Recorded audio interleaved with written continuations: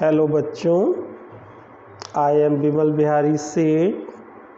I am your teacher and I am speaking from Bisma, Sitapur. I was teaching you demonstrative pronouns in my last classes, in which I have taught you this, these and that. Today we will discuss about those. Okay बच्चों, Chapter 5 Use of Demonstrative Pronoun this, these, that. यहाँ तक आपने पढ़ा था. आज हम आपको चौथा पॉइंट बताएंगे those. This का प्रयोग हमने आपको बताया था एक वस्तु एक व्यक्ति के लिए.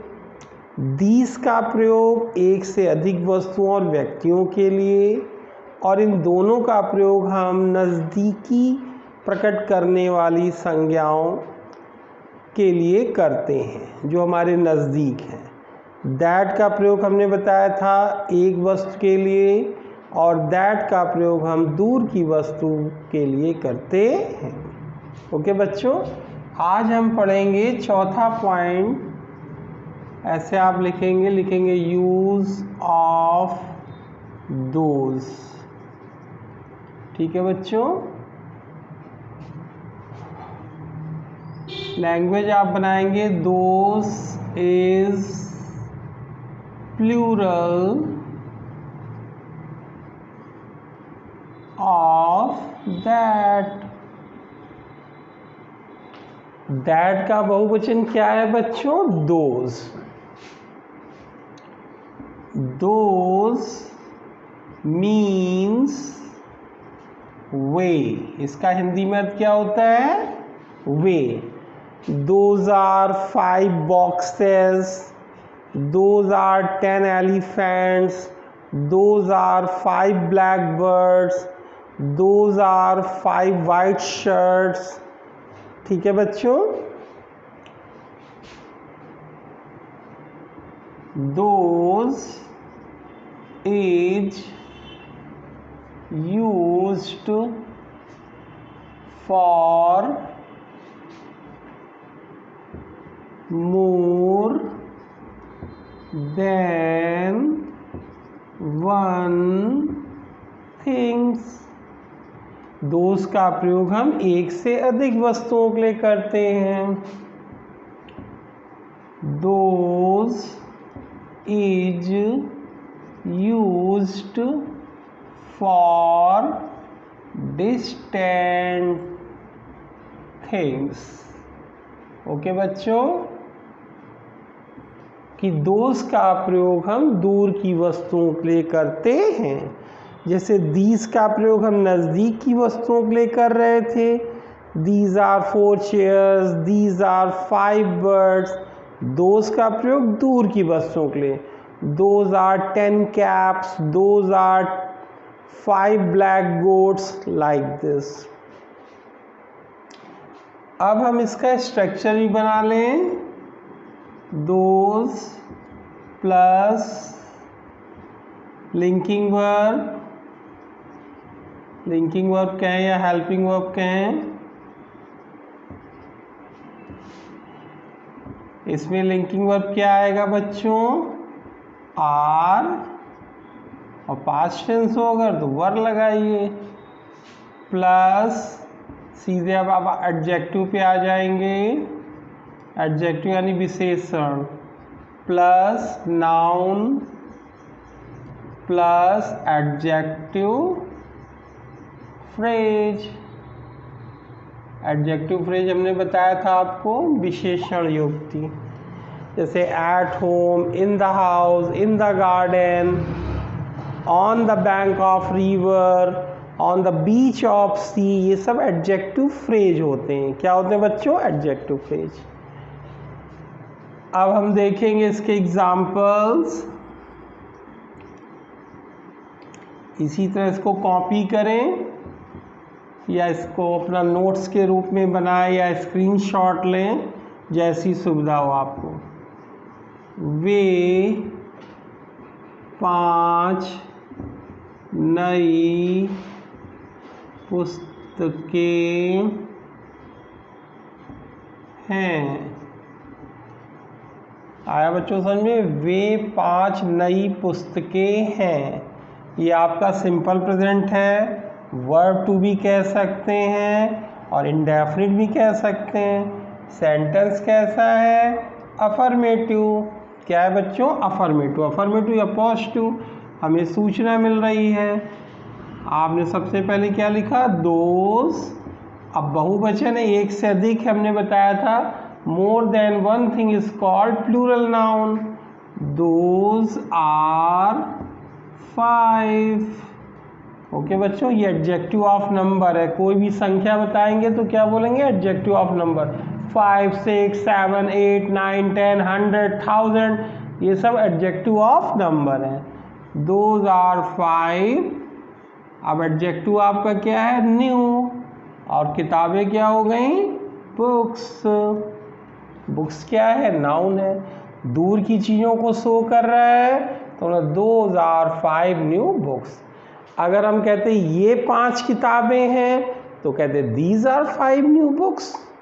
ओके बच्चों, अब इसी का नेगेटिव आप देख लें। बिल्कुल same process. Those are not 5 new books. ये कौन सा वाक्य हो गया? नेगेटिव हो गया। नॉट आपका बड़ा नेगेटिव। नो, नॉट, नेवर, ये नेगेटिव वर्ड्स हैं। ये भी एडवर्ब्स होते हैं। क्या होते हैं बच्चों? एडवर्ब, जो हमें नकारात्मक सूचना देते हैं। क्या देते हैं? नकारात्मक सूचना। अब इसी तरह आइए इंटरोगेटिव पे। अब हम इसी सेंटेंस कहते हैं आर दोज 5 न्यू बुक्स। ठीक है बच्चों, क्वेश्चन मार्क लगा दें। ये कौन सा हो गया? इंटरोगेटिव। फर्स्ट टाइप इंटरोगेटिव हुआ क्योंकि हमारा वाक्य लिंकिंग वर्ब से प्रारंभ हो रहा है। ठीक है बच्चों, अब इसका नेगेटिव इंटरोगेटिव देखें। Are those not 5 new books. ठीक है, ये क्या कहलाएगा? Negative interrogative. अब एक वाक्य हम लोग क्या लिख दें? डबल इंटरोगेटिव, जिसमें क्वेश्चन वर्ड भी आ जाए। व्हाट आर दोस, वे क्या है? ये कौन सा वाक्य हो गया? Negative interrogative. जैसे हमने कल बोला था what are these, what is this, वैसे व्हाट आर दोज, वे क्या हैं, है ना। It is situating question. कोई भी क्वेश्चन वर्ड्स हो, व्हाट, वेयर, विच, हाउ, अगर वो वाक्य के प्रारंभ में आता है तो उसे हम लोग इंटरोगेटिव प्रोनाउन कहते हैं।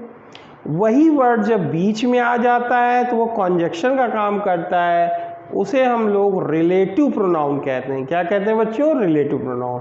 उसके बारे में आगे आप कॉम्प्लेक्स सेंटेंस में पढ़ेंगे। तो ये है आपका दोस्त। दोस्त का प्रयोग हम लोगों ने दूर की वस्तुओं के लिए अध्ययन किया। I will speak some sentence before you. Those are 10 white elephants. Those are 5 pigs. Those are new cycles. Those are not good things. Are those beautiful ideas?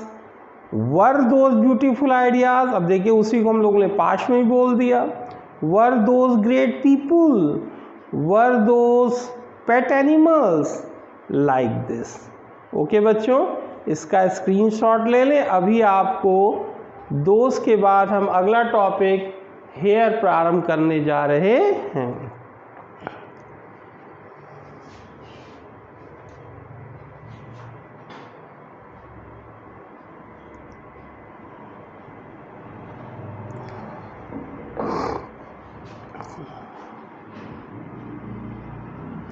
अब आप 5 नंबर डालेंगे और लिखेंगे यूज ऑफ हियर। ठीक है बच्चों, देखिए here क्या है, ये आपकी 5वीं डेमोन्स्ट्रेटिव प्रोनाउन है। हियर मीन्स यहाँ। क्या अर्थ होता है बच्चों हेयर का? यहाँ। Here is used for nearness. Here का प्रयोग हम लोग किस लिए प्रकट करते हैं? नजदीकी के लिए। Here is used in the beginning of the sentence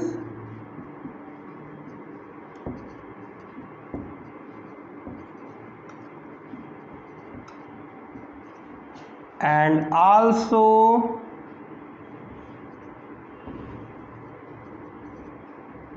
in the end of the sentence. आप इसका प्रयोग वाक्य प्रारंभ भी कर सकते हैं, अंत में भी कर सकते हैं। जैसे here is a boy who is my friend, here is a girl who is my daughter, like this. और आखिरी में कैसे करेंगे? He is here, Mohan is here, Ram is not here, Rekha is not here. अब हेयर से nearness तो प्रकट होती है, लेकिन एक चीज़ और आपको यहाँ पे समझनी है कि हियर का प्रयोग हम लोग एंग्लो लैंग्वेज में क्यों करते हैं। Hair shows place. हियर क्या प्रकट करता है? स्थान प्रकट करता है। क्या प्रकट करता है? स्थान। ओके बच्चों, अब आप इसका एग्जाम्पल भी देख लें हेयर का। I want to finish this chapter today।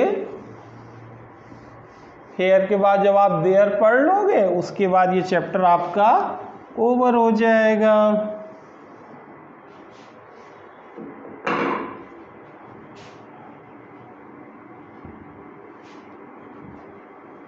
Example देखिए, पहले इसका स्ट्रक्चर, इसका भी प्रारूप आप देख सकते हो।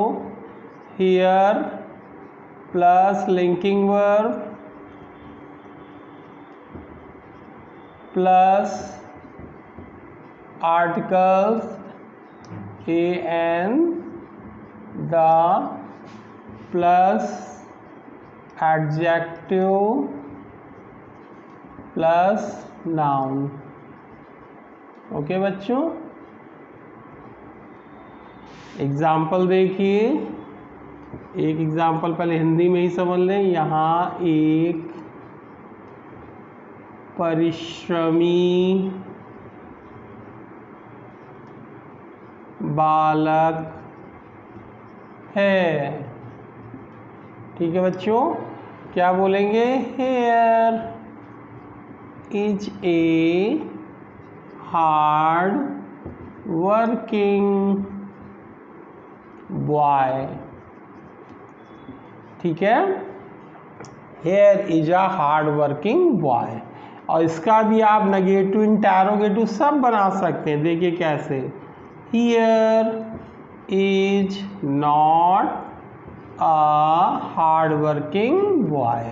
ओके, फिर क्या बोलेंगे? Is here a hard working boy. Question mark लगा देंगे। ये आपका नेगेटिव हो गया, ये अफर्मेटिव हो गया, और ये आपका हो गया इंटरोगेटिव। ठीक, फिर आप क्या बोलेंगे? Is here not a hard working boy. ये आपका हो गया नेगेटिव इंटरोगेटिव। ठीक है बच्चों, इसी तरह बार बार प्रैक्टिस करेंगे, धीरे धीरे you will improve very soon. अब एक क्वेश्चन वर्ड लगा के देख लीजिए। Who is here? What will you say? Who is here. ये आपका डबल इंटरोगेटिव हो गया। क्या हो गया? Double interrogative. ठीक, एक एग्जाम्पल अब हेयर का आप ऐसे समझ लें जिसमें हेयर लास्ट में आता हो। ठीक है बच्चों,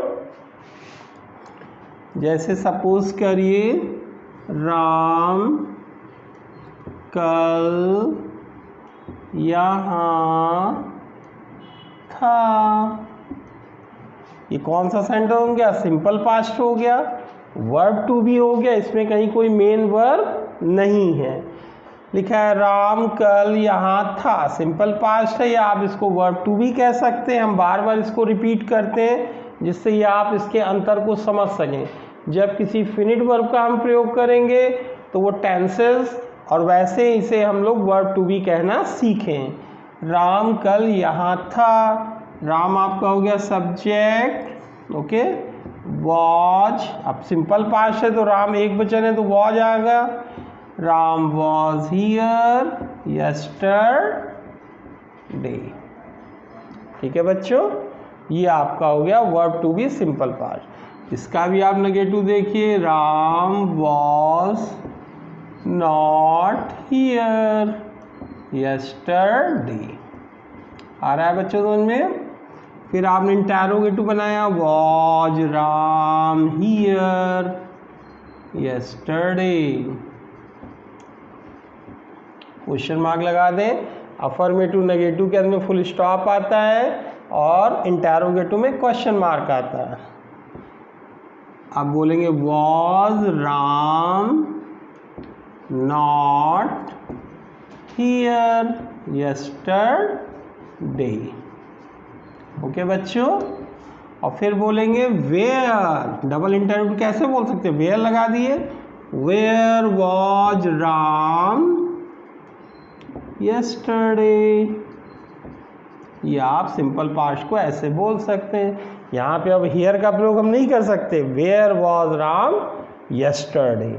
इस तरह से आप क्वेश्चन मार्क का प्रयोग करके डबल इंटरव्यू बना सकते हैं।